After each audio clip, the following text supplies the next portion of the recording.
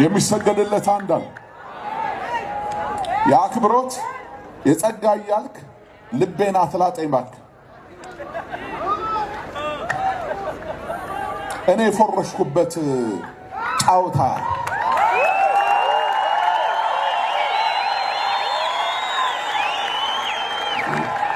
እኔ ነጥብ የጣልኩበት ጫውታ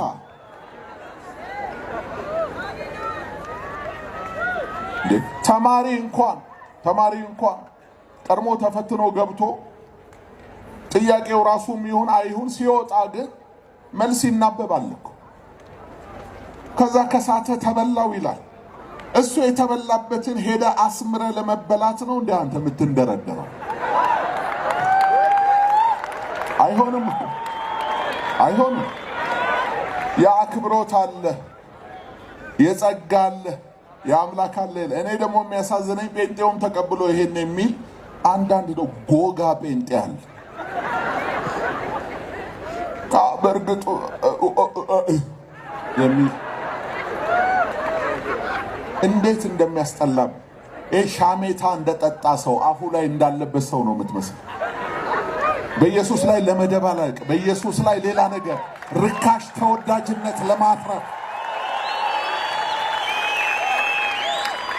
ኢየሱስን አስጠቁረ በሰፌድና በወንፊት ከጎረቤት ጋር ለመግባባት የምታደርገው ተራ ጫወታ ጊዜ አልፎበታል። ጊዜ ያለፈበት ነገር ነው። እግዚአብሔር አምላክ ቢሆን እሱን ተከተሉ። በዓል አምላክ ቢሆን ደግሞ እሱን ተከተሉ። የመለየት ዘመን ነው። ይለያል ዘንድሮ ብለህ እስኪ የሚያሳየኝ ሰው አለ? የአክብሮት ስግደት እንዴት እንደሆነ፣ ከዛ የጸጋስ እንዴት እንደሆነ፣ የአምልኮስ እንዴት እንደሆነ በአፍ ትደረድረዋለህ። ድርጊቱስ እስኪ አንድ አይነት ነው።